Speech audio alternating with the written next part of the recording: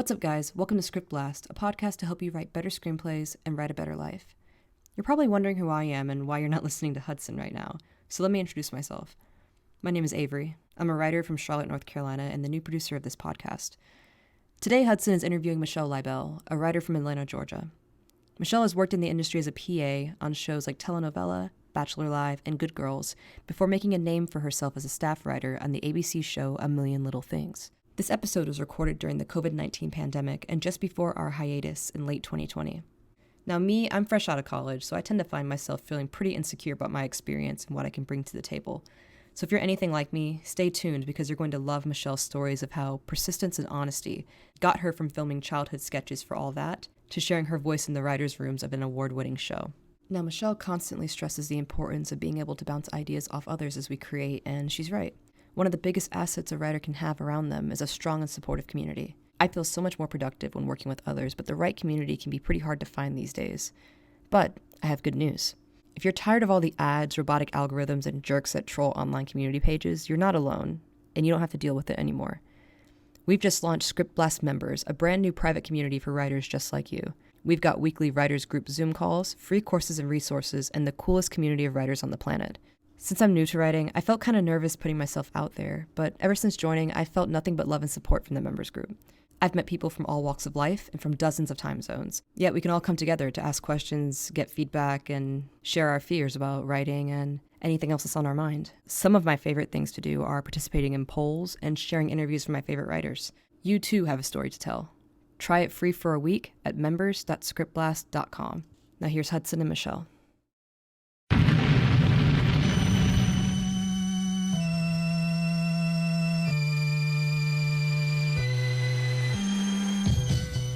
Michelle, how's it going? Pretty good. How are you? I'm doing very well. How is life in LA right now in the middle of all this pandemic, stay-at-home kind of craziness right now? It is complicated, I guess. It's like the entire world feels like it's shut down, even though I know that it's not. And Right. it's been, for me personally, like very difficult to sort of be productive in all the ways that I sort of was planning to be productive during this time.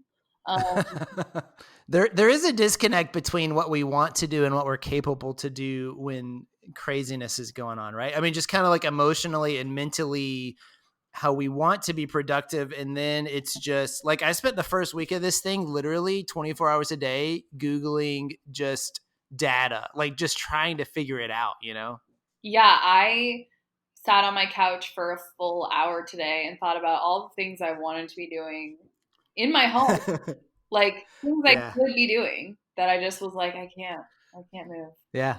What about professionally? Are you working during this time or where are you at in kind of the season of the show and everything? So we fortunately finished production of our season before really the quarantine started. I know that there was the last sound mix right at the beginning of like everyone stay home. Yeah. And then we aired our finale of our second season during Safer at Home. So Gotcha. we have not had to do any work. I'm currently not working. I'm just, but there also hasn't been any like show pickups or not a lot of them right now. If I had to guess, it's because they don't know when production will be able to like safely start again for anything. So I think we're just sort of waiting to see what happens. But I do know that like some rooms that are still going are doing it like over Zoom. Wow. Which just based on my own like family Zooms, I imagine is very difficult.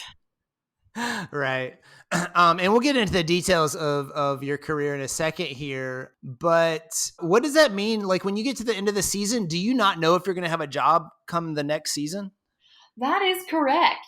Usually it's called, hiatus when a show goes off the air and you don't know whether or not it's coming back, or even if it is Right. definitively coming back, it's still called that. Last season, we got a pickup for season 2 while we were still finishing filming season 1.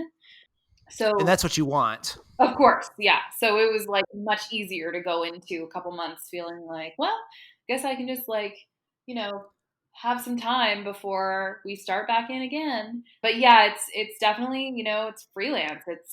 You just sort of hope that your show comes back, and if it doesn't, you hope you can get on something else. Yeah, yeah. So we first met. So this is a cool story because we met really randomly in a coffee shop, like in a North Atlanta suburb. How long ago? Do you remember?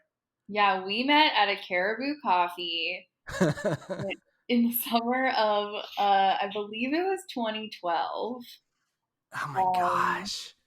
and I I don't want to know think of how long ago that was. I had a really big crush on the barista that worked at that coffee shop, and I was not 21 yet, so I like wasn't hanging out at bars. So I just like hung out at that coffee shop like every day, flirting with this barista who was like, I don't know, 17 years older than me or something. Um, That's so never funny. We had a did it crossed my mind that I was like, oh, why is he like still working in this coffee shop for like what's going Yeah, on? we had a crazy story, another crazy story in that coffee shop where we were casting for our very first short film.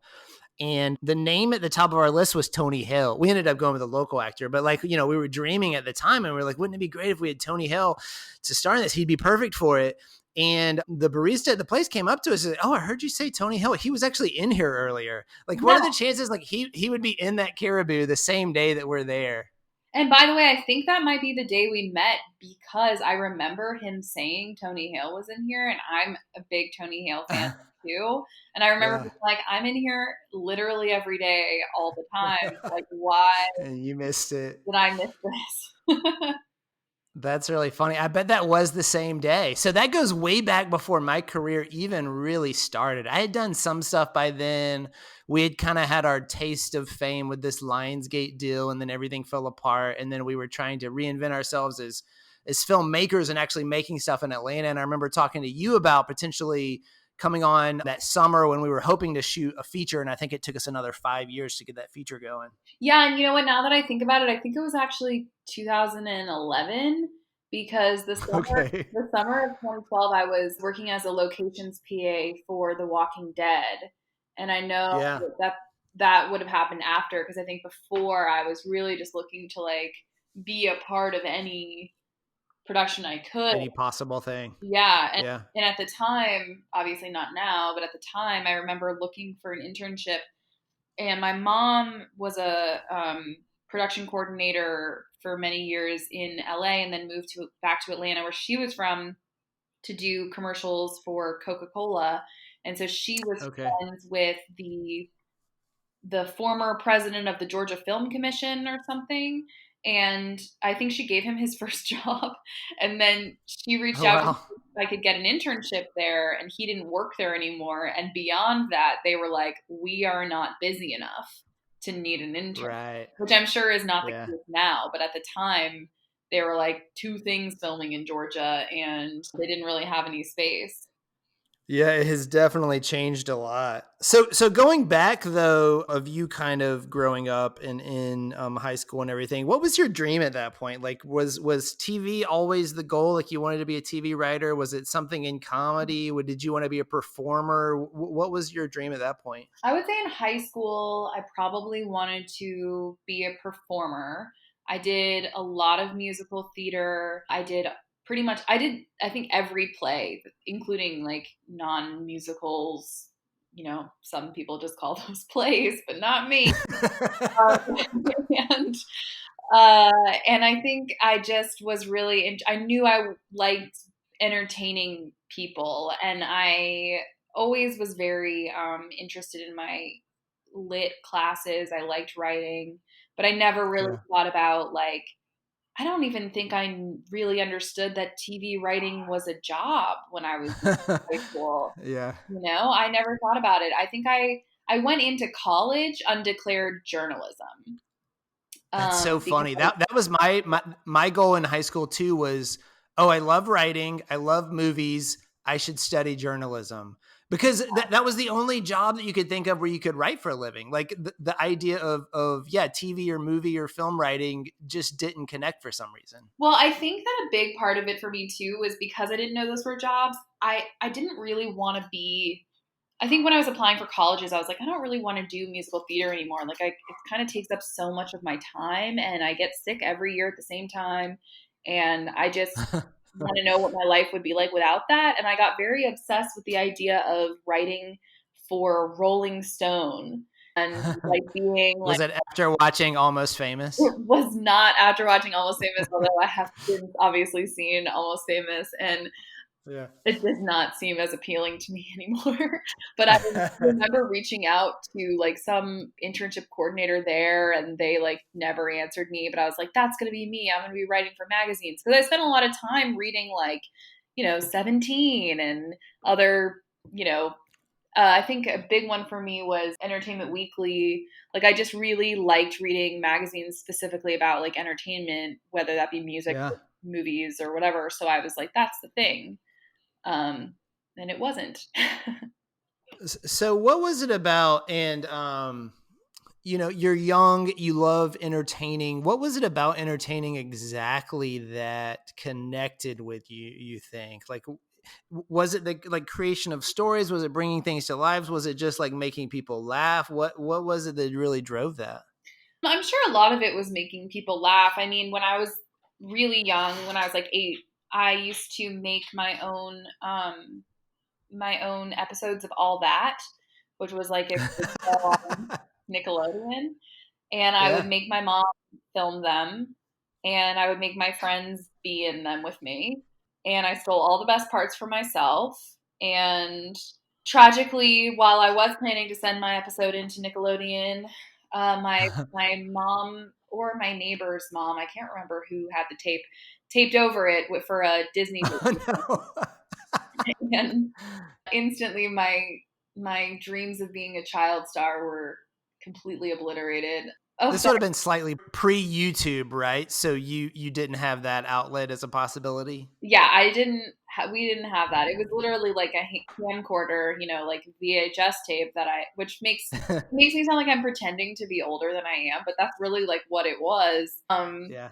Yeah, so I really wanted to do that. And then I think, not to get very like therapeutic about it, but like I'm a middle child. Like, I spent a lot of time by myself. I think there was probably a huge part of me that wanted to like, make myself known a little bit. And I was not a Yeah. popular kid, and I wasn't a very attractive kid. And so I think a lot of the time I really focused on like, well, what else can I do? Like, I'm not Yeah. I'm not super popular, and my haircut is terrible, and I have had braces for 5 years, and like, well, maybe I can make them laugh. So Yeah. I think there was a lot of that. I mean, luckily now you guys can't see me, so you'll just have to take my word for it that I am stunningly beautiful and extremely popular. So I don't even know what I was worried about. But yeah, I think there was always a part of me that just sort of wanted to impress people for whatever Yeah. reason. But there's another part of this, just listening to you talk so far, that I've recognized that you have no fear in terms of putting yourself out there, right? So you had an idea to film something, you filmed it, you emailed Rolling Stone, you talked to that random guy at a coffee shop who was making a short film, right? So like, where did that come from, that part of you? Because I'm a super introvert, traditional kind of writer, what you think of when you hear a writer. And those are like all my worst fears, to like put myself out there in that way. Was that always part of you, that you were willing to put yourself out there? Oh, I think from the earliest, like one of my most traumatic memories, and sounds so stupid, is when I was a kid, my best friend's mom called me a blabbermouth, which isn't a big deal, but like when you're, really little and it's the meanest thing anyone's Sure. ever said to you, you're like, oh no, this makes me feel horrible. But I've always been very, very outgoing. I have had no fear of strangers. It's possible that some of that stemmed from my mom basically telling me that like no one would ever kidnap me because I would annoy them so much by talking that they would just drop me off. That's great. So Yeah. that might be some of it. I did some stand up in college, which was scary, but I realized that I was sort of doing it already at like parties and stuff. I would start telling stories, and then like stories of things that happened, but then like eventually figuring out what parts of those stories really caught people's attention or made them laugh or made them, lean in. And then I eventually Right. honed those enough that like everyone has like rehearsed party stories, a story they've heard 1,000 times, but I started doing that a lot. And also really working in a weird way, like to make it sound like it wasn't the third or fourth time I told that story, like really trying to make it Yeah. like the first time. And that was important for stand up. Started doing stand up and then realized I just loved making people laugh. And I felt very, it's this weird dichotomy of feeling very self-conscious, but also feeling very powerful, because when you have a microphone, you have hold of the room, hopefully. Not always the case, but hopefully. And it was really an interesting way to also learn how to pivot quickly when a story wasn't going well or a joke wasn't landing. And sort of that was one of my first realizations that I liked telling stories. But I Right. think before Because with that, stand up, it's kind of a math problem, right? You're like, oh, I did it this way and it didn't work, so I have to fix it. Like you're constantly problem solving, right? yeah, I would definitely say problem solving more than math, because I am uniquely terrible at math in every way. Yeah. I don't think that's unique to creative people. I think we're all terrible at math. I think if you knew how bad I was at math, you would disagree. Yeah, but there is something about like solving the problem, right? Of I need to work this until it works, right? Yeah, definitely. And a lot of, sort of figuring out too, like sometimes I think personally, I think an important thing, and maybe I do it too often, but I think that there is value in sometimes just throwing out an idea. Like Hmm. sometimes you can unravel and rethread and unravel and rethread, and then you're just like, it doesn't work. Like, why doesn't this work? My general rule is like, if something is so hard to figure out a story problem or something, like you're trying too hard. Like there's probably a Yeah. simpler story solution, but also sometimes it's just not a good story, like that happens. And I think not enough people sort of embrace when that happens, which there's something to be said for like the fortitude to like move on with a story that you really believe in. But if you stop believing in your story, it might not be a story worth telling, and it might be worth going back and figuring out what story is worth telling.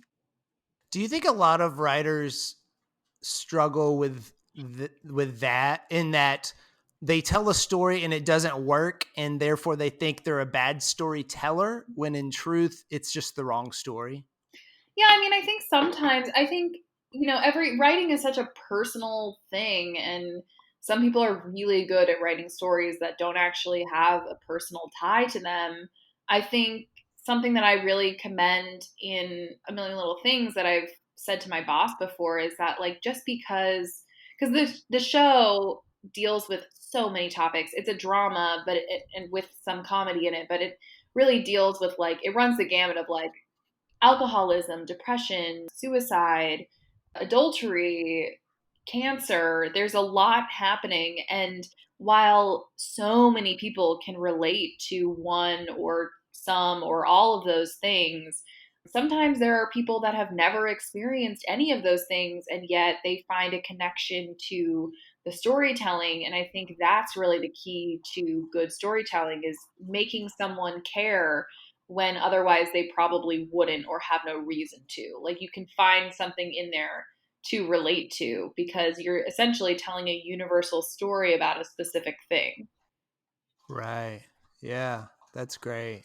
So let's go back to your kind of your story. So take me from the moment that we met, 2012, 2011, to the point that you're like hired to write on a TV show, because that's amazing. What's your journey from that point? Because I know you've jumped around and you've done a lot of things. You've lived in a lot of places. Tell me a little bit about your journey. Yeah, so it's kind of convoluted, and I've tried many times to distill it into a very palatable story, and I've failed, so we'll try again. I went to Elon University in North Carolina for college, and while I was there, like I said, I went in undeclared journalism. But while I was there, I got introduced to a sketch comedy group on campus that was primarily men, or let's be honest, they were boys, primarily boys, who really liked writing sketches about like that fun conversation they had at Walmart last week. And like, remember when we went over to Todd's house and had a party? And it's like, okay, these are not these are not Yeah. things I can relate to really. But I like being a part of it. And ultimately I met the head writer of the sketch comedy group, who was a woman, and we became very close friends. And I started writing sketches. And the first time I heard one of my sketches out loud, because they used to do kind of table reads of the sketches before they decided which ones to do. And the first time I heard one of my sketches out loud, I enjoyed it so much, being able to listen to it and not be in it, and also just like hear people laugh at the jokes that I'd written. And that was so fun for me that I remember thinking like, oh, I want to do this. Like, is this a job? Right. Yeah. And I was also like obsessed with Saturday Night Live and had watched like every Saturday when I was a kid, and wrote letters to them that never got answered. And then eventually my sophomore year of college, which I think is the same year we met, but I wrote this 10-minute play with that other writer who I met. We wrote a 10-minute play for a 24-hour play festival. And it was the kind of thing where it was mostly for actors. Like, it was only advertised to acting students. I don't know how we found out about it, because we were like the only communication people there. It was basically for actors to like write their own material and then get paired with someone who wanted to direct. Okay. And it was cool. You had to pick an image off of Flickr. They do like, I don't even, does Flickr exist anymore? If it does, they have like a random image generator, and you clicked that. And whatever image you got, you picked 3 elements of that image to write a 10-minute play about. And you had all night to write it. It was a 24-hour festival. So you write, all night. And then at like 6 a.m, they would start rehearsals for your show and with the director. And then that's amazing. Put it on that night. It was so cool. We were paired with a director who was really fun, and she had a lot of fun with it. But we also drew out of a hat the gender distribution of our cast, like how many people and how many were men, how many were women, which is like kind of antiquated because like who cares? But that's how it was. Sure. I think we ended up with 6 characters to play with, and it was 3 guys, 3 girls. And the photo we chose was this like sexy woman on a bed with a frog necklace. And we were like, okay, sleepover. We'll do a sleepover. So we wrote this horror comedy play, which was the only one of that genre that evening. All the other ones were like drama pieces. Sure, yeah. And ours was funny, and people loved it. And it was really, really fun to sit in the audience and like hear people's honest responses to your show, because they don't know you and they don't know you wrote it. And, no one knew us anyway, because we were not part of that program. And that was really like such a fun, creative thing to do. And it just made me really, I think after that, I was already a communications major, but by that point, but I think after that I was like, okay, now it's time to focus on like what my concentration is going to be on. And I really think it should be like narrative film, which is the closest thing that they had at the time to a TV writing major, even though the year I left, the year after I left, they started a TV writing major. Oh man. So what was it about TV specifically that drew you then? Like, why would you not be like, oh, I want to write movies? To be honest, a small part of it was that I found the film community to be so douchey. Just like even thinking about the fact that I have a degree in cinema is like very cringy right. to me. Like I fell asleep during Citizen Kane. It's not my favorite movie. I had a great time in school, but I also feel like I was surrounded by mostly men who were like, I'm going to be the next, XYZ famous director, famous writer. And it just really was a turnoff. But I think also just on a very basic level, I think it had to do with my attention span. I really like features, movies for me, I love them, but I will sit down. I recently sat down and watched every single episode of Cheers. That's Oh, Cheers is 200. awesome. It's 275 episodes. That's how I've spent my quarantine. But if you then Yeah. said to me, like, hey, Michelle, you should really, you should watch The Godfather again, I'd be like, I don't have time. Like Yeah. it's just a different mindset for me. TV has always been sort of my like comfort food. Yep. And so I think that appealed to me a lot more. And specifically at the time, I think I was thinking more of like SNL type stuff, which is so specific. Yeah. But, I think I think in a lot of ways, TV writing and movie writing are so similar because in so many ways, a pilot is a short film. Right. So Was there something about, because you wrote that first play with a partner, was there something about the collaboration of it too, that you're like, oh, writers' rooms, there's multiple voices, you're really building off of each other. It's the kind of yes and of improv kind of stuff versus the kind of auteur theory of film where it's like one voice. Was that part of the appeal? I wish it was. I'm sure on some level it was. Like, I loved writing with someone and I thought it was fun, but I don't think I knew enough at the time how TV writing worked to be like, oh, Gotcha. if I were a TV writer, like I could do this all the time.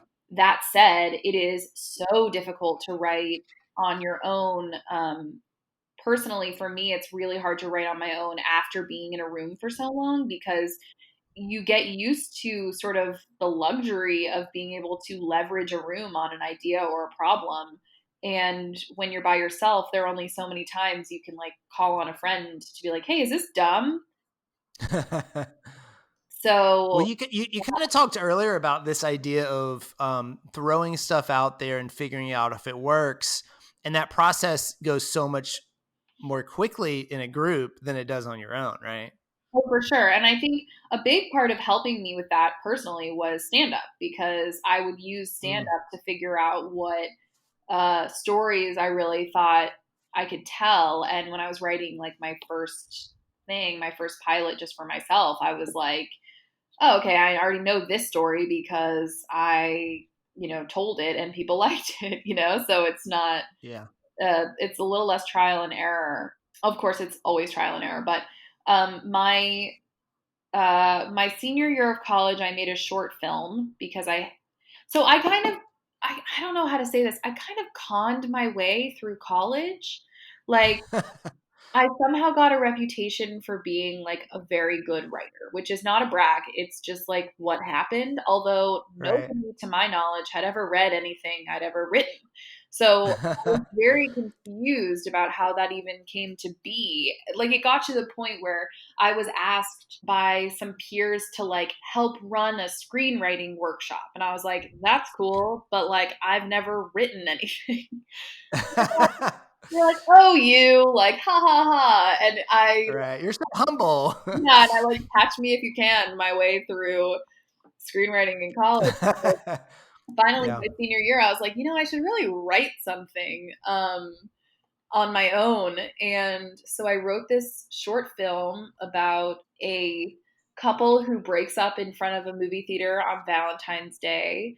And you find out that they were actually not a couple at all. They were just making a scene so that they could get a free ticket. And funny. It was like really short. It was 4 pages long. It was fun to write. And it was based on my friend and me. And I had that friend direct it and another friend shot it. A professor oversaw it. I executive produced it. Like we cast it. We shot it and edited it, and ultimately we submitted it to the film festival at school, which I was the vice president of, so it felt a little insular.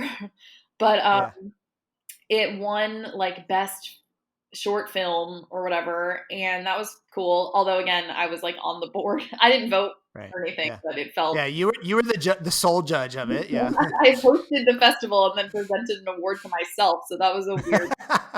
And then I submitted the script to the Nashville Film Festival that has, at the time, I think it still does, it had a place for short films as well.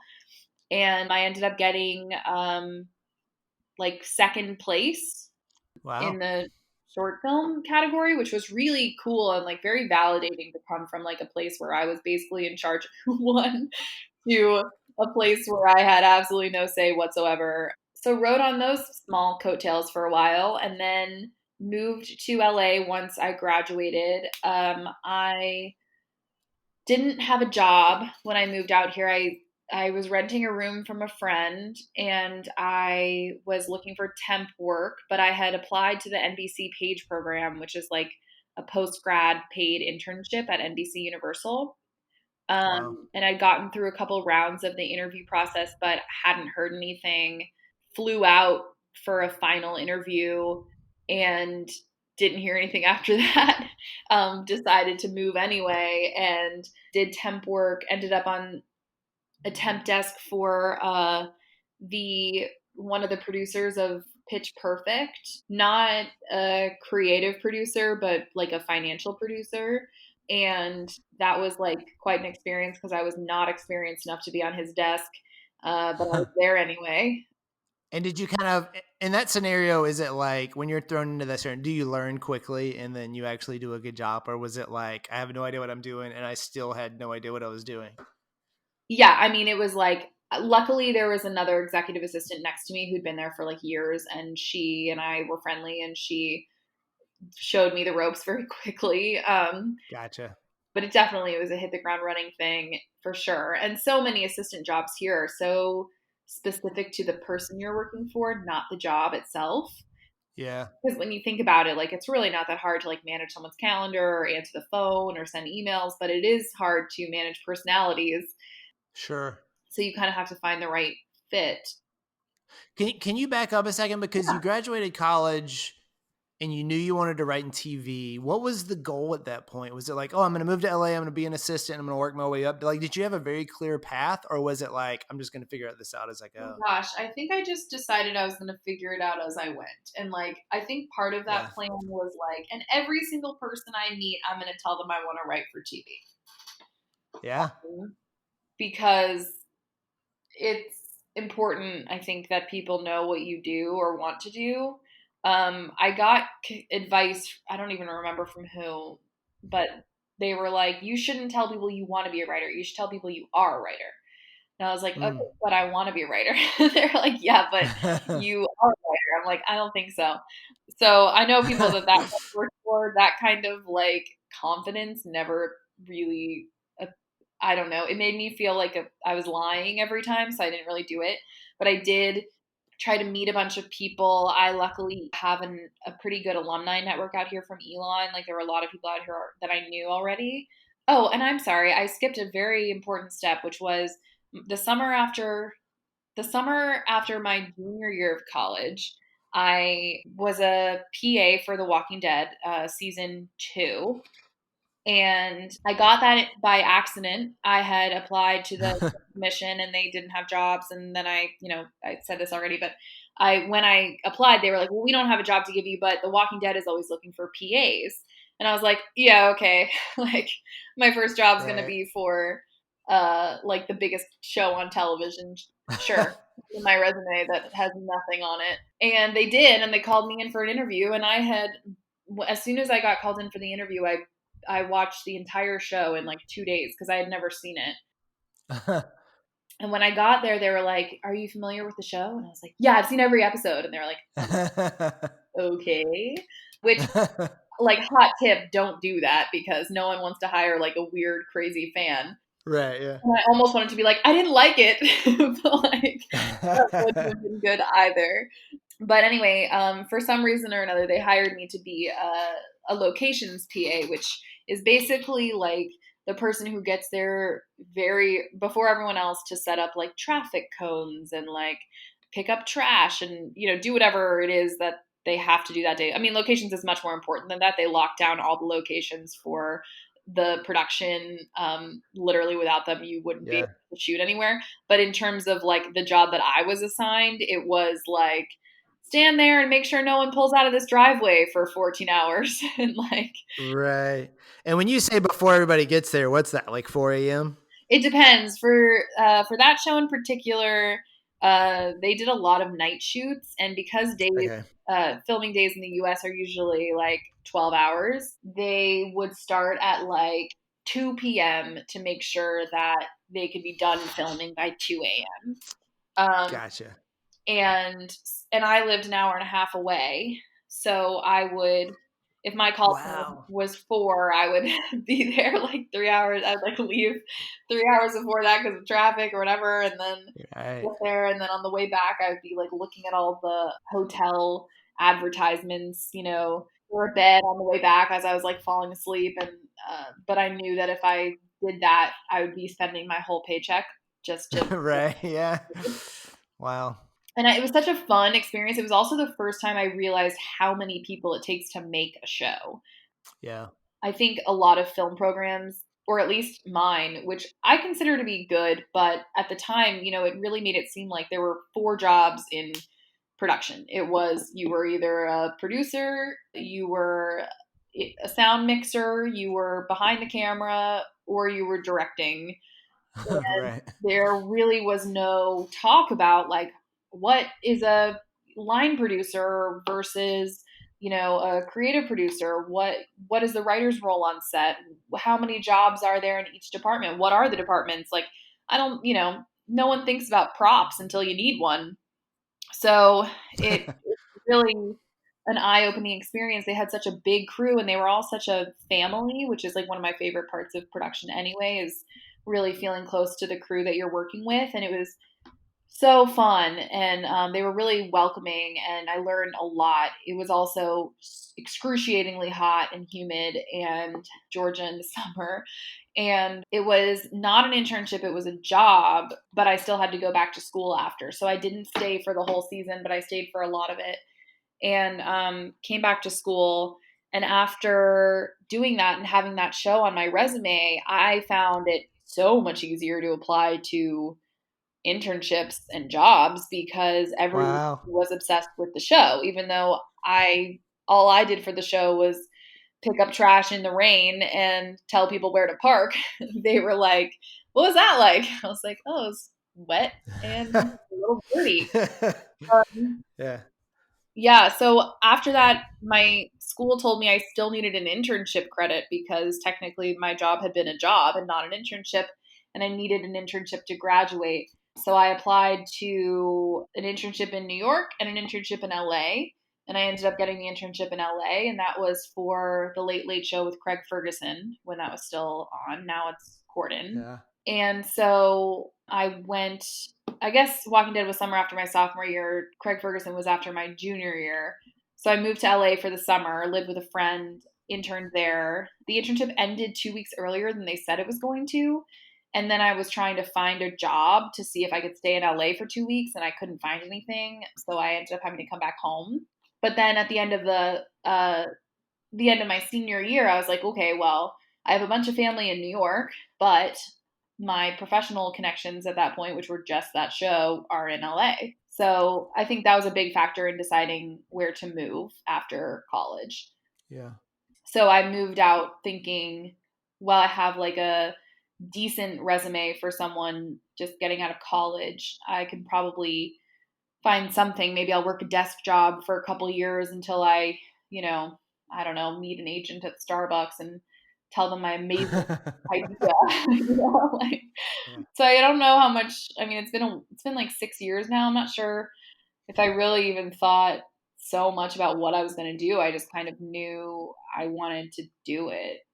I got into the NBC Page program, I think, because I sort of told them I had no idea what I wanted to do, even though I thought I wanted to write for TV. I sort of realized after my Walking Dead experience that there are hundreds of jobs in entertainment and television that I had probably never heard of.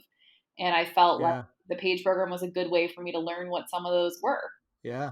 And at its core, the Page program is a corporate training program, and they want future executives and future heads of entertainment. And I realized pretty quickly that that wasn't really the world I wanted to be in. I wasn't really, first of all, I have no business casual clothes. I like have never have.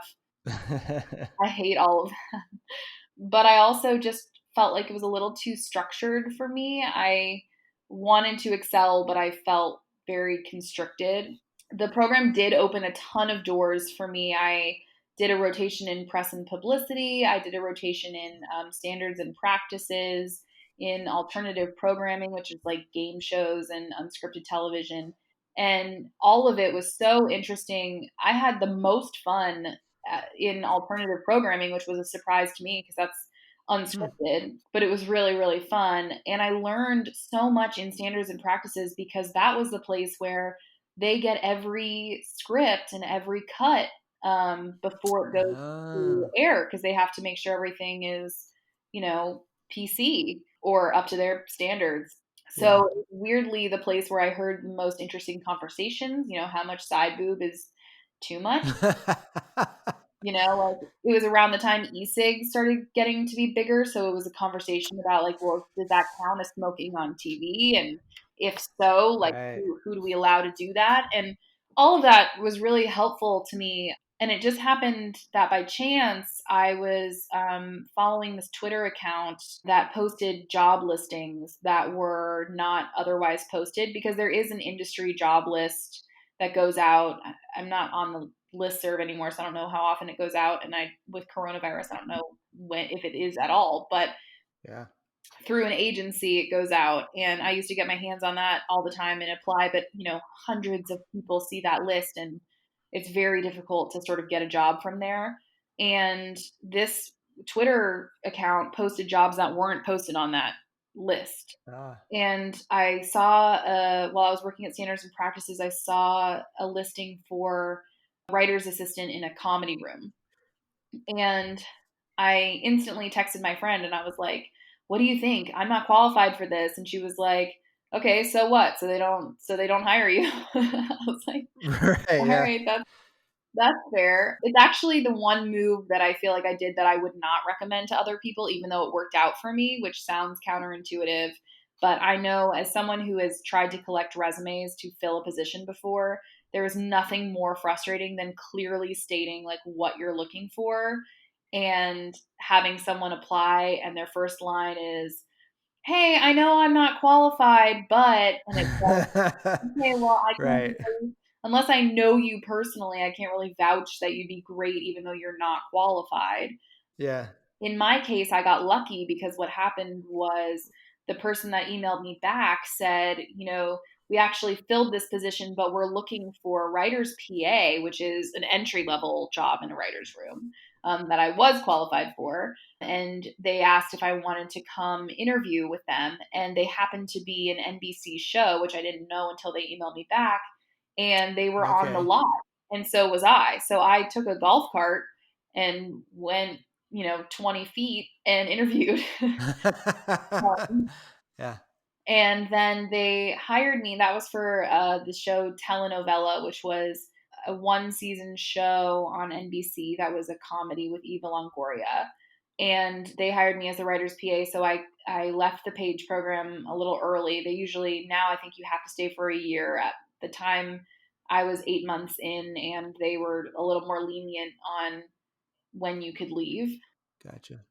So did that job. That was like really also an eye-opening thing. It was my first time in a writer's room, which was like so cool. Even though I wasn't in the room, I was, basically the office manager for the writers, getting copies and printing scripts and making sure they had everything and getting lunch. And they were a really lovely room. And I still talk to some of those writers. They have moved on to, other things, but they sometimes would let me sit in the room if I was done with everything that I had to do that day, which was huge because a lot of rooms that I know of don't do that.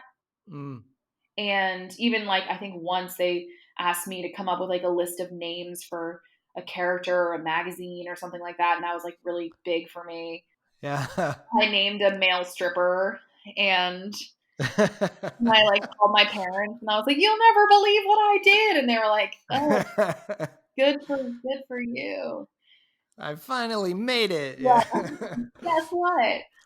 And then after that show ended, I was unemployed again and looking for jobs. Luckily, because of the page program, I was able to say to them, I was a page. I know this lot. I know the people here. I could cover a desk, which was something sometimes pages did anyway. And NBC has their own internal temp agency, so they set me up with like an executive temp gig. And every time for months, like every time someone was sick, I would fill in on that desk, which was a different way to get into a bunch of different departments. I was in like media, digital marketing was one for a while. I weirdly worked my way up like the corporate temp ladder and ended up temping for like really high up executives instead of like coordinators, which is what I would have been a lot more comfortable with. I thought every day I'm going to mess something actually important up and I'm going to get fired from like, cost the company millions of dollars. Yeah. There was actually one scary time when I was temping for like one of the chairmen of NBC, and I printed out this spreadsheet for him, and again, terrible with numbers, don't understand them at all. And I didn't realize that I'd cut off like 3 columns. Oh, right, yeah. And like to the right, which I know enough to know means like those are the summary columns. And so in the middle of this meeting he was having with like, I don't know, like I think it was literally the head of NBC. I had to like I realized, freaked out, printed it again, ran in, swapped them, and I was like, here are the new numbers, which like not a thing. Right. And put them down and then left, and I was like, oh God, I'm so fired. Like I'm so fired. And I had no other job.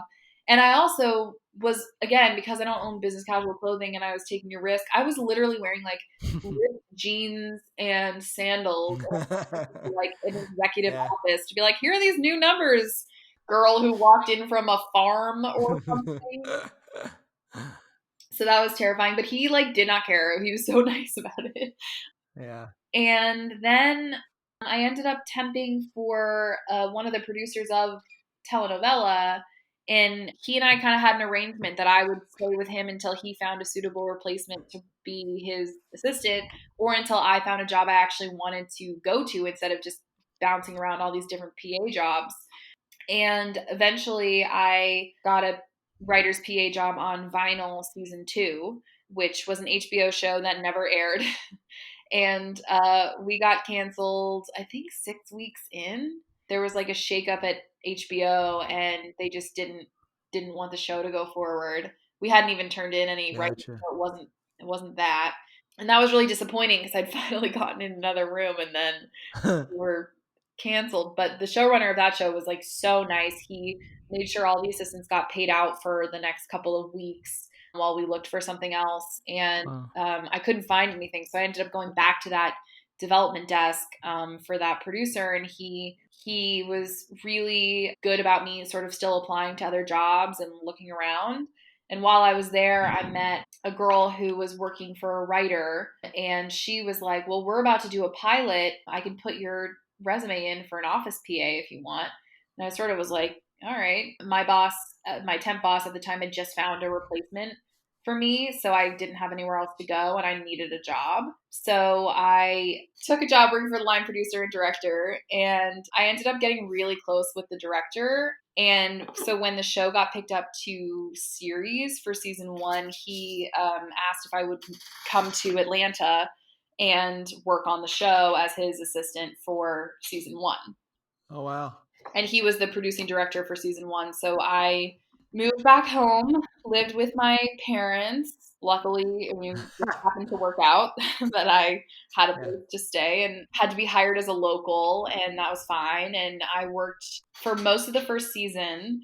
I know I'm telling this a little bit out of order, but the first time I worked on the producer's desk, the guy who worked on telenovela, I met an assistant who was working in that building as well, who worked for a writer. And I never met his boss, but I became friendly with him. And when I left for my job at Vinyl, I got an email from his boss saying like, congratulations, I've heard such good things. Hopefully we'll get to meet sometime. But in the meantime, like, congratulations.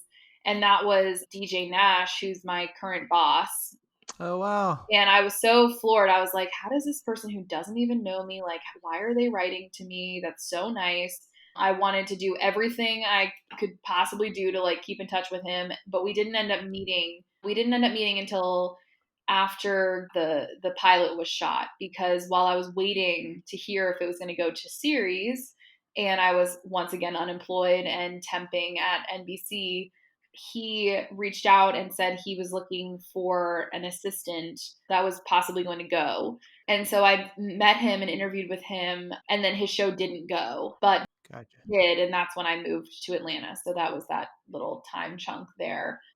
And during all this period, were you, because you're actively working, but are you writing on the side? Are you still like, is that still the goal? Is like, oh, I want to be in the writer's room. I want to be writing on a TV show. Was that still what's driving you, or were you kind of like, you know what, I'll just take whatever comes to me at this point? Oh, I definitely wanted to be in a writer's room, and I really felt Okay. like the more the more I was working outside of a room, the harder I felt like it was going to be to get back into a room. Gotcha. There's no scientific evidence of that. It's just kind of how I felt. And so I was doing everything all the time to see if I could get back in a room.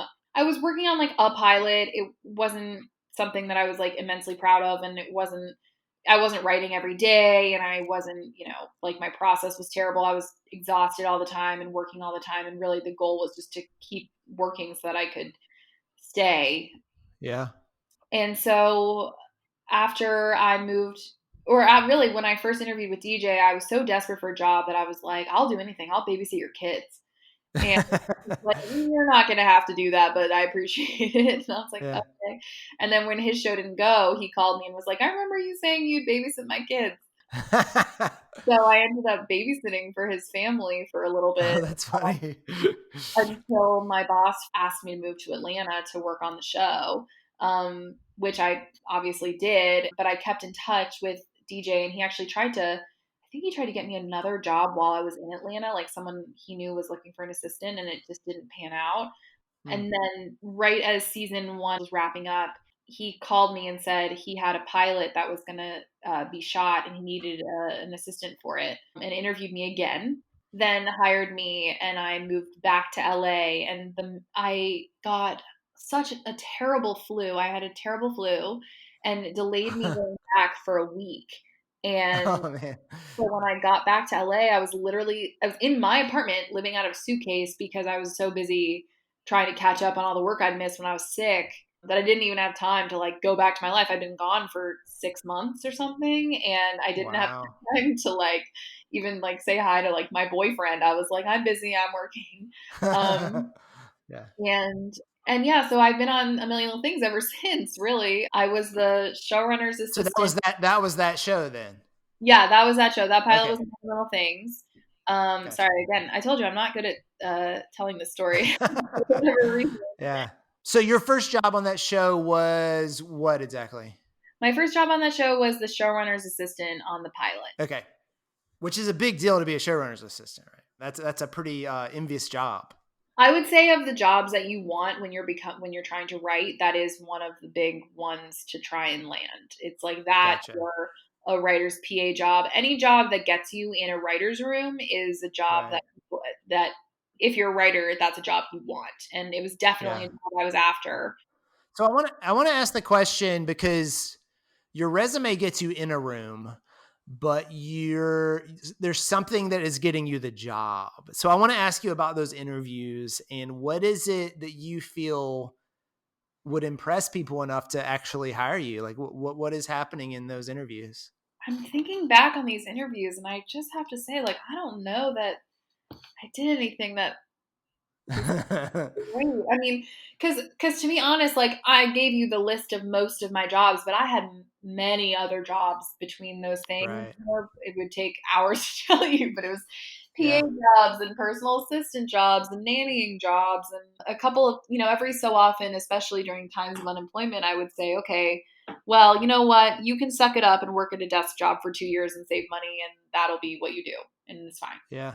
You're still young and you have time. So I would go and apply for some desk job for a VP of development or something. And I'd get to the interview and I just couldn't do it. Like I remember interviewing with someone who was a VP at a pretty prominent company, and as soon as I stepped in the room and started talking to him, he was like, "You don't want this job."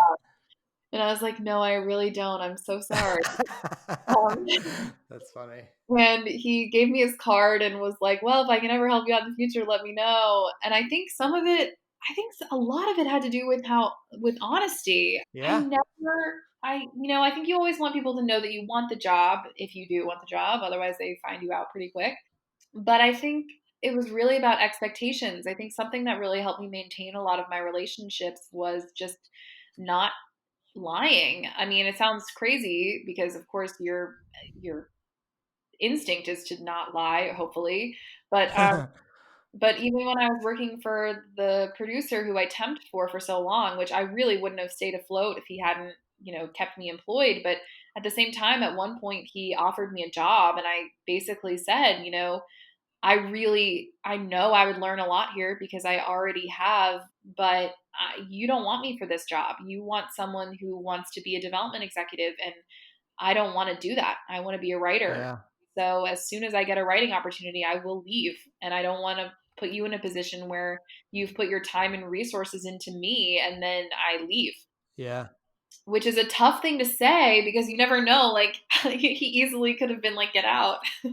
And instead he said, okay, well then you can stay until I find someone or until you find something. And I felt like that was fair and really lucky.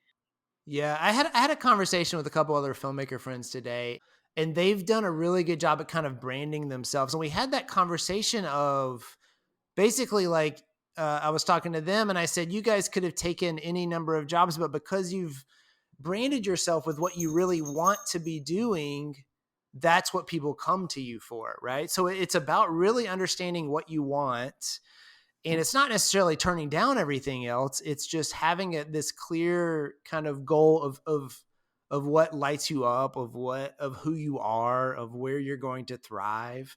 Because the truth is, if your job doesn't do all those things, then you're going to fail at it to some degree anyways. You might be passable, but you're not going to really thrive at it, right? And I think that's a hard thing for people because we all have an idea of what we want, but then, this opportunity, this opportunity, this opportunity, I don't want to miss out, don't want to miss out. And it kind of, we start building these false sense of ourselves, like, maybe this wouldn't be so bad, right? Mm-hmm. But the people that really thrive, I think, really understand what they want to be, and they don't settle for less. Well, I think that's all true. Additionally, I think a big part of it is I always thought that artists should struggle, but I don't think that you have to suffer. And I think that Yeah. there were a lot of times when I was really, starting out where I took every job because I just sort of was like, I have to, this is how you meet Sure. people, this is what's going on. And there were some jobs that I hated and like I would cry in my car and I've never talked to those people again. It's like the Right. Wow. experience was beneficial in that I realized I never wanted to do that again. But I think that at a certain point, if you can afford to say no, it's a really powerful tool because a lot of this industry unfortunately takes advantage of people that can't say no for whatever reason, usually financial, Yeah. and you end up in a job that you don't want, doing stuff that you don't want to do for money that isn't very much, and you feel like you have to do it because if you say no, you might never work again, or you might, burn a bridge that isn't important. And I think networking is so important, but I think sometimes the amount of attention it gets as a tool can be detrimental to like what you think you should actually be doing. Wow.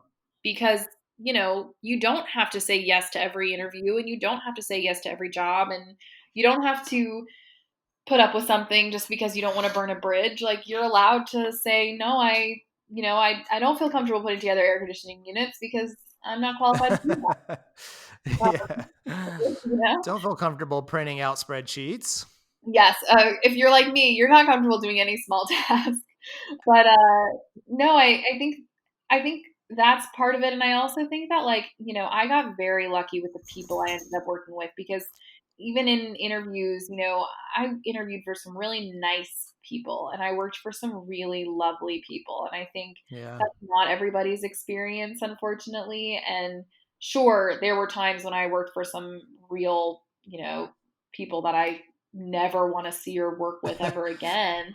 I've been yelled at on conference calls and blamed for things that weren't Wow. my fault. But, ultimately I ended up in a really supportive, collaborative space, like a lot of the time. And That's I think it amazing. depends on attitude as well, because um, the one nice thing about feeling all the time like you're kind of a fraud is that you don't have an ego about it. No one's Yeah. really bragging that you like shouldn't be there. And no one wants to hire someone that they feel knows everything. I think Right. the biggest reason I got, again, like the biggest reason I got into the page program was because I said, I don't know what I want to do. Huh. But, that's not the true for every single person. It's just sort of worked for me. And I think also people, especially people that are successful in entertainment, they like talking about themselves. But beyond that, they like feeling like they've helped someone. If you say to Yeah. someone, Right. I'm brand new and I don't know what I'm doing and I'd love for you to teach me, that's such an ego boost for someone. Like, you think about any time anyone's ever asked you to teach them to do something because they think you're better at it than you. Like, that's such a nice thing to hear, that like, of Right. course Yeah. you're going to spend more time and effort and attention into helping that person because they flattered you, but also they probably mean it. Yeah. Yeah. That's a great perspective too, because so often, like, I'm afraid to ask people for help because I don't want to like inconvenience them. But you forget that asking them for help is actually an ego boost to them. It definitely depends on the type of help you're asking for, I would say. Like, you Yeah, know, that's a great point. Yeah. me getting an email from someone being like, "Can you read my screenplay?" Like, that's not flattering to me. Right. Yeah. That Yeah. Yeah. is a burden, and then I have to figure out either how to say no, or I read it and I'm like, oh, this person doesn't want notes. They just want me to tell them it's great. It's also hard in a different way. I think it's about like sort of really wanting to like learn and see things, and not with the ulterior motive of thinking that you know already. Right. That's a huge thing. I think so many people I interned with had such an attitude of like, yeah, I mean, I've been here, done this, or whatever. And I'm like, no, you haven't.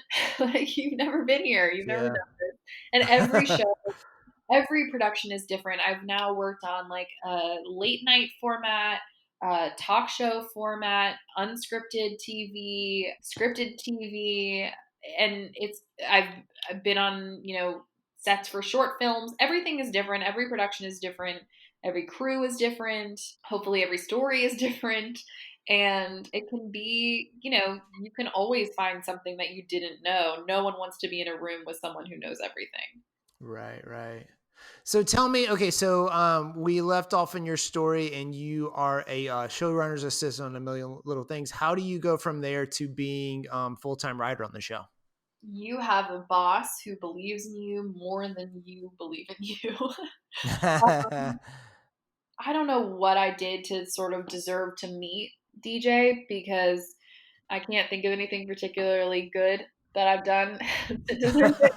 But he is like very rare, I think, as a showrunner. He is collaborative and kind, and this is not a ploy to get hired again, because I've already said all this to him, but also like I mean it. He's someone who believes that the best idea wins, so it doesn't really matter what your title is. And because of Yeah. that, he told me early on, like I was allowed to be in the writer's room, which is very rare for a showrunner's assistant, because normally they're not, which is why writer's assistant jobs are usually much more coveted, because they're in the room. Okay. Yeah. But he sort of was like, as long as all your work is done, you can be in the room whenever you want. You should be there whenever I'm there. And, you have a laptop. It's not like I'm chained to a desk or something. So he let me sort of shadow him in a way. I mean, even though it was my job, I went with him to like every meeting. I was in the room with him. I was in editorial with him. I went to set with him. I learned so much from that. And before that, I think a really important part of that was the fact that I had job experience on set, which every time someone asks me, like, I'm an aspiring writer, I want to be a writer, how do I get right into a writer's room? I've never had any jobs. And I'm like, okay. That's a problem. It would be great to first get a PA job somewhere. on some sets Yeah. because it is wild to me how many writers don't have any set experience. And while that's totally fine, it usually means that you wrote like a killer screenplay and got representation before you had to do something like that. Most writers' rooms, or at least the ones that I've worked on, those writers go to set to make sure that the episodes are sort of turning into what we envisioned. Mm-hmm. And there is almost nothing worse, speaking as someone who had been on a set with like LA writers coming in all the time, than like the idea of like, ugh, like big Hollywood hotshot writers coming to set where they don't know anything. Like, this is our turf. It's such a weird dynamic that's so present. And I remember it from like working on set for a whole season of a show where I was like, as the producing director's assistant, every time a new writer came, I was thrilled to meet them because I wanted to be a writer, but I heard the crew all the time being like, ugh, like, we don't want these LA know-it-alls coming here and telling us what we're doing. I mean, there's such a divide there. But if you have set experience and then you go to set as a writer and you're able to say, hey, like, this is the first AD and that should be my point of contact for getting anything that I need because they are in touch with all of the departments. That makes things easier, or knowing that there's a difference between the people in the art department and what they do. And, like just sort of having that prior knowledge of how a set works, I think is really helpful. And if you're trying to be a showrunner's assistant, it's almost essential because the showrunner has to also not just deal with the room, but also with production and editorial. And so if you can already come into it with a knowledge of what the different departments do and who the best person to contact would be, you're ahead of the game. Yeah. So you luckily answered a lot of my questions just talking, which is fantastic in terms of just what does it take to break in and how do you do that and all that. I am curious because I don't hear a lot of people talk about it. Is what does it take mentally to break in? Like, we understand that, okay, you get the jobs, you interview for the PA positions, you get some assistant jobs, you definitely move out to LA, you keep kind of writing on the side and doing all that stuff. But what does it take to prepare mentally and emotionally kind of for that journey? Like, I mean, you talked about taking jobs where you're like sitting in your car crying and like there's some difficulties and just this uphill battle. Do you think it takes a certain type of person to make it in this industry, or can everybody adjust to it in somehow? What advice would you give just on that side of things? Not the practical side of things, but just, that emotional journey. Yeah. Well, two things. One is that I realized I didn't actually tell you how I became a writer, but I will admit it. Okay. Two is that to answer that question, I'm not sure it takes a specific type of person. I think that there are certain qualities that, like, for example, when I'm looking to help someone hire an assistant that I look for, one time someone told me about, I was filling in, I was temping for someone, and I asked the assistant next to me, like, why, like, what wasn't working with the person there already that I was filling in for. And she sort of thought for a minute, and she was like, she was like good at her job, but it was always a no before it was a yes, which really stuck with me. I think there's something to the attitude of like never saying like, no, I can't do that. Always saying, let me see what I can do. Yeah. Yeah. Because no one wants to be told no. And also no one wants to feel like you're not trying. I personally have always thought that if you ever wanted to do anything else, if you could see yourself doing anything else, do that thing. Like, in my opinion, no one moves out to LA because they really want to be here. It's expensive. It's tough. I mean, New York is the same. It's expensive. It's competitive. When things are going really well for you, it's amazing because you're surrounded by all of these very driven people who are also succeeding, or at least their Instagram says they are. Yeah. When you are, not doing as well as you'd hoped, you are surrounded by people that you're constantly comparing yourself to, and that can be really, really tough. And it can feel, in long stretches of unemployment, it feels a lot of the time like, will this ever happen? Like, it's so, this is really hard. And I had a friend once tell me it takes 7 years to get to where you want to be in LA, which is, at the time I was like, oh, that makes sense. Like, I've only been here for 2 years. I have so much time. And somehow for me, that was true, within 7 years, because I'm on year 6, I got to where I, want to currently be. But I realized like Yeah. a little bit later that like that's such an arbitrary number, and it's a number people give themselves so that they can feel a little bit better, because no one knows. The path to stuff is so different. You see that thing that circulates the web every like couple of weeks where it's like, Tina Fey was like 35 when she whole thing, like, J.K. Rowling wrote all of her stuff on a napkin when she was like 50 or whatever.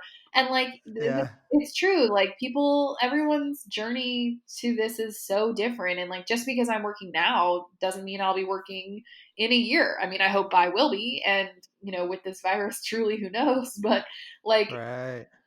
but I also recognize how much of an advantage I had when I moved out here because, my journey as a like, white woman coming from a upper middle class family is different than someone who truly like doesn't have a support system or doesn't have that kind of money or like there's a Yeah. lot of factors coming in. I would say like I started working and saving to move to LA like 3 years before I moved Wow.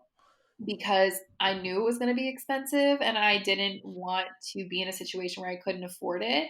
But it is, there were definitely times when it was close for me. And like, luckily, Yeah. I had parents who could help me if I needed it. And not everyone has that.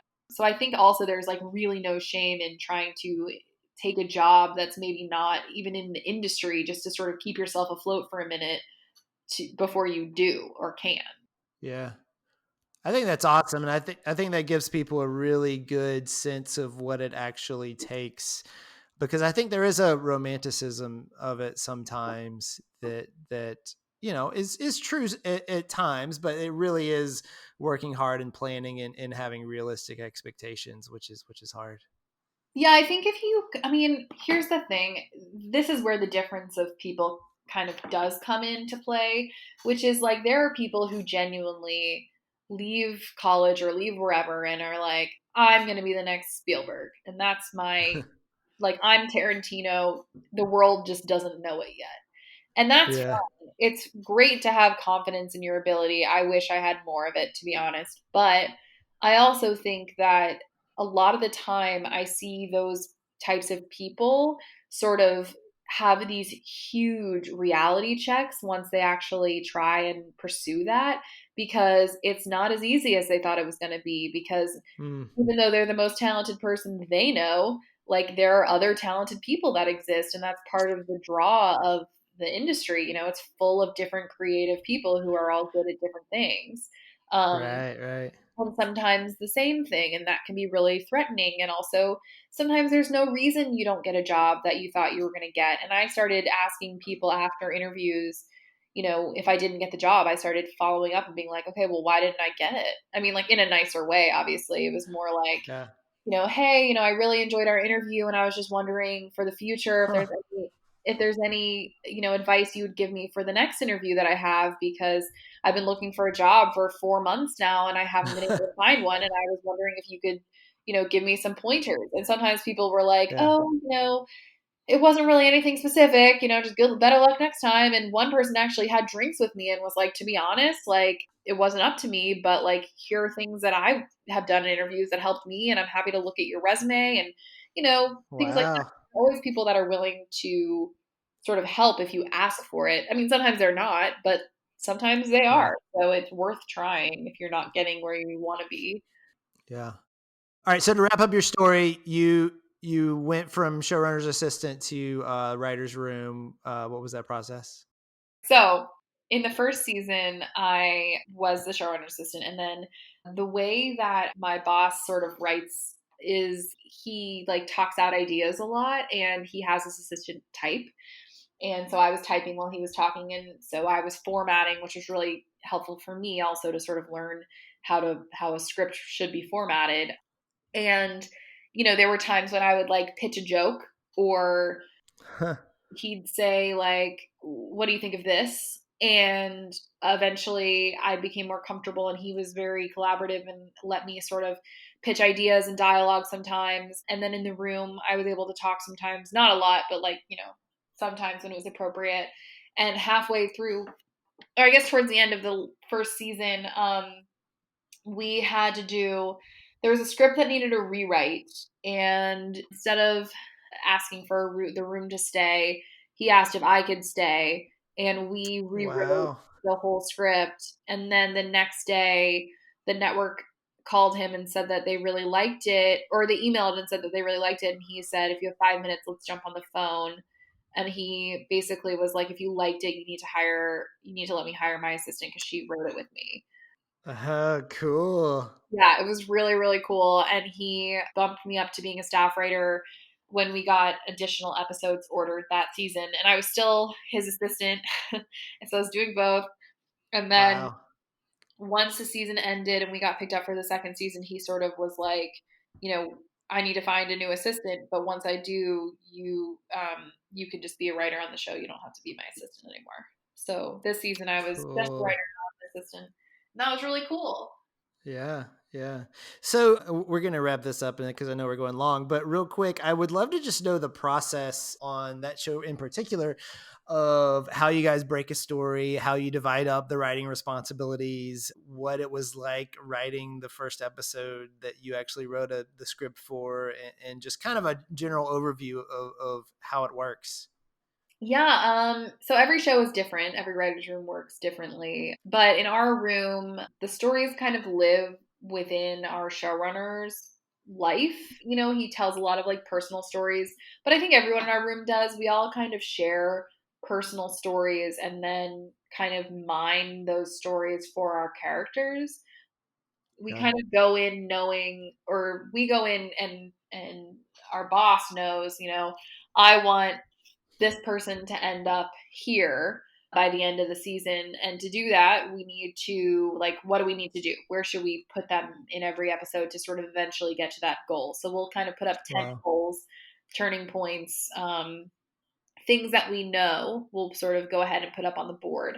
And then really it's a lot of just talking about, experiences we've had and stories from our lives. And then once there's an episode idea, we run it by our boss, who then gives feedback. Either he likes it or he doesn't, or he loves this part but thinks we need to work on this. And here's an idea. How about, whatever. And he usually has a fix pretty quick.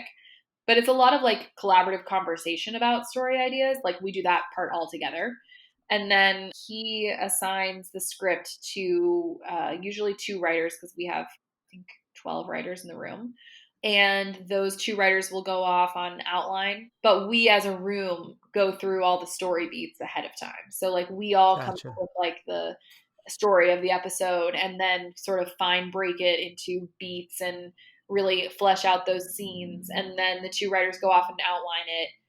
And then it comes back to the writers and we give notes and feedback, whatever. And then it goes to the studio and network. Then when it goes to script, those two writers like go off on script. The writers read like the first pass, or actually the showrunner reads the first pass and then decides whether or not it's ready to go to the writers. And there's a rewrite process. And then we go to a table read draft. By that point, the studio and network have signed off on the script. So we go to table read draft. We hear the actors do the script. And then after that, we all give our notes to the writers. And then there's like a plan, like either it needs a lot of work or only act 3 needs work, or, it's good, or, it's Yeah. usually after the table read, there's at least one rewrite just to sort of punch up jokes that didn't work, or, solve any kind of story problems that might exist. And yeah, that's kind of how it works. There's no, in our room at least, it's a very communal process. Other rooms, I know sometimes the showrunner will write the last pass of every script, or they'll write every script themselves, or writers will go off and write a script and it's just between them and the showrunner and the writers aren't involved anymore. It just really depends on your room. That's super cool. So you are living the dream, this dream you had back in college, and now you're writing on a show. Does it ever feel like a job? Does it feel magical every time you go in? Is it this really just cool, like you're pinching yourself all the time? What emotions are you feeling right now? Well, I mean, it is definitely a dream, pinching myself all the time. I'm constantly looking around my apartment like, how did I do this? But, it is also a job. Like, there are elements of it. It can be very frustrating when you feel very passionate about something and someone else feels equally passionate about the opposite of what you're feeling, and Right. Yeah. debating it. It can be frustrating when a joke you pitch doesn't get in or doesn't land, or doesn't come out well. It's Yeah. certainly nerve-wracking when you submit a scene or a script for everyone's approval, because you get very or at least I get very protective of my words. And something I constantly have to work on is sort of accepting constructive criticism, which has never been my strong suit. Yeah. And sort of, sometimes the hours are long. Sometimes production hours are super long and you're just tired and you want to go home. Sometimes you have a cold and you just want to, never get out of bed ever again. There are lots. When I was an assistant, of course, it was amazing all the time. But if you're doing someone else's expense reports and you're having to figure out annoying airline details and figuring out why lunch is late and things like that, that can just sort of be. When I was a writer's PA, lunch was the worst part of my day because Yeah. it was always late. And you're thinking there are thousands of restaurants in Burbank and they all know about writers' rooms, and how come they can't get a single order right? And there was really a time when my boyfriend at the time was like, I need you to stop talking about lunch. And I was like, so I think that there are times that are amazing, incredible. Obviously, hearing something you've read performed is incredible. Having actors, say your words and compliment you on a joke, or just anything that has to do with seeing your name on television is very, very cool. So Yeah. overall, I would say it definitely feels like a dream most of the time. That's amazing. So, all right. So we wrap this up with the same 5 questions every time. So these are, rapid fire. Answer the first thing that pops in your mind. First one Okay. is, what do you write? I write mostly dark comedy. Okay. What is your proudest accomplishment? Oh man, I think my proudest accomplishment was becoming a writer on a TV show. How do you define success? I define success as something that's constantly changing based on your present situation, but something that you can be proud of accomplishing. And I do wonder that too, because you're, in most people's minds, you're pretty established. But the thing is that no matter how established you are, there's always another level, right? There's always another thing that you're striving for. It's impossible to fully be content. And I'm not sure people should ever really be content.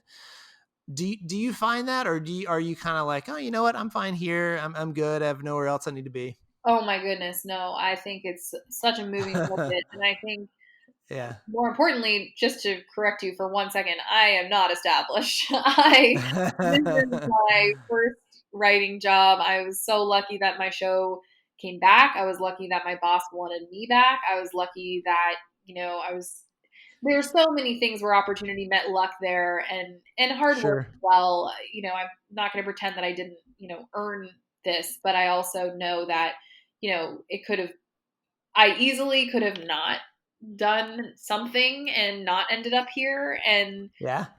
that's always something that I think about. But especially there are levels to being a writer, but I'm just starting. I'm in the entry level writing position, basically. Right. Not entry Yeah. level, but I have nowhere to go right now, but up or extremely down. So I'm really hoping to Yeah. keep going up. But I do think that success is such a like I said, a moving target. I also think that so many people move out here with high expectations, and if they're not met, or even if they change their minds, I've had a lot of friends move out here and decide, actually, I really want to go back east and marry the love of my life and live near my family and, get a job there. And Yeah. people are afraid to leave or announce that because they are worried that it makes them look or feel like a failure. But Huh. I don't believe that that's true. I think that their goals just changed. And if you're happy doing what you're doing, then you've managed to do something a ton of people haven't. Yeah. Gosh, I love that. What writers do you most look up to and why?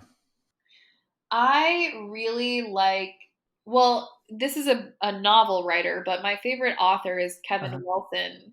And there have been a bunch of things that his stuff has been made into, but I think he has like this really incredibly unique ability to embody a bunch of different voices. There's a story I read that he wrote where the main character was like an old woman. And I truly had to keep checking the back of the book to be like, this is a 40-something-year-old man, right? Like, Yeah. how is he writing this so eloquently and in a way that really makes me believe that he's an old woman?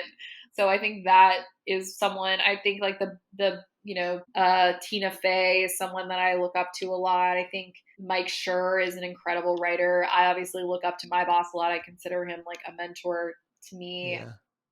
There are so many writers I look up to. Another one of my favorite authors is Celeste Ng, and she is the author of the book that Little Fires Everywhere All the right. show is based on, and I think she was heavily involved in that as well. So I have a lot of respect for people like that who can sort of really be different characters, especially with ensemble shows. I think that's really difficult to sort of differentiate character. I'm thinking like Aaron Sorkin. There are a bunch of people, a lot of people. Finally, what advice would you give to your younger self?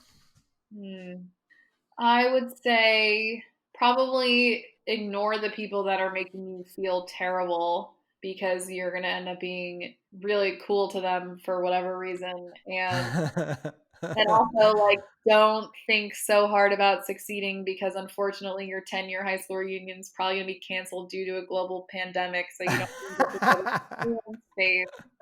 And also, That's funny. don't break into your sister's computer to use AIM because you'll get grounded for the whole summer and you won't be allowed to go to camp. That's great. My 20-year high school reunion got canceled just because the guy in charge didn't feel like doing it. So Oh, that's he so lame. didn't even have an excuse. All right, cool. So where can people follow you and keep up with what you're doing and all that? People can follow me on Twitter. My handle is @SpeakingSarcasm. That's pretty much it. I'm on Instagram, but it's such a private because too many people I didn't know were watching me eat meals and I wasn't comfortable with that. So pretty much just Twitter. Also, if you want to catch up on A Million Little Things, season 2 is fully on Hulu. I think season 1's available for purchase somewhere. But there's also a DVD box set that if you're a real fan has a lot of commentary on it. Ooh. And that is, I think, pretty much it. Very cool. Well, thank you so much. This was amazing. I love catching up with you over the past, 6 years or whatever over this conversation. So this was very cool. I look forward to hanging out with you at some point when thank you so much for this asking. pandemic lifts. Sorry that I'm sorry we went over so long. I know that I talk a lot. No, you're great. It's funny. When I started this podcast, like the first one was like 20 minutes, and they're just every episode's getting longer and longer and longer. But I kind of enjoy it, and I kind of think it's fun as long as people still want to listen, you know. And this was a fantastic one. I felt like everything you saying was so important, and it will really help people on their own journeys to just realize what it takes to get to something resembling an endpoint, you know. Well, thank you so much. I really appreciate that. Great. Thank you so much. Thanks again to Michelle for her time and her honesty about her journey. It's amazing how little decisions we make in life can open the door to crazy experiences and friendships. It makes me think maybe there's magic to writing in coffee shops after all. Now it's your turn. If you're enjoying the podcast and you're ready to take that next step in your own screenwriting journey, be sure to check out ScriptBlast.com and our online community for conversations with like-minded screenwriters. Join today, free for a week, at members.scriptblast.com. Also, if you'd like to reach out to Hudson personally, you can reach him at hudson@scriptblast.com. See you next time.